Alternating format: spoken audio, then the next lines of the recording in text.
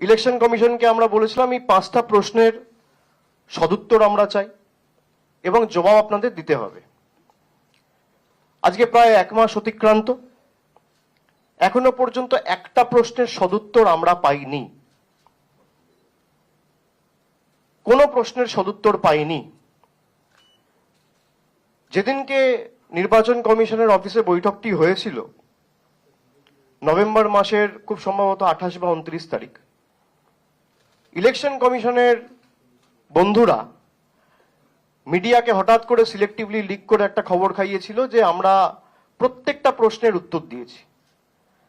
তৃণমূলের যা যা প্রশ্ন ছিল আমরা শুনেছি, পেশেন্ট হিয়ারিং দিয়েছি এবং প্রত্যেকটা প্রশ্নের আমরা সদুত্তর দিয়েছি। আমি এটা শোনার পর নিজে একটা আমার এক্স হ্যান্ডেলে টুইট করি এবং সেখানে ইলেকশন কমিশনকে আমি চ্যালেঞ্জ করি যে আপনি যদি উত্তর দিয়ে থাকেন তাহলে আপনি সেটা প্রকাশ্যে আনুন, কেউ তো বারণ করছে না।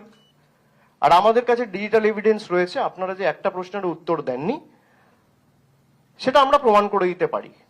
The ball is in your court. আজকে প্রায় 1 মাস হয়ে গেছে, জ্ঞানেশ বাবু, ভাইনিশ বাবু, কোনো সদুত্তর তাদের থেকে আমরা পাইনি।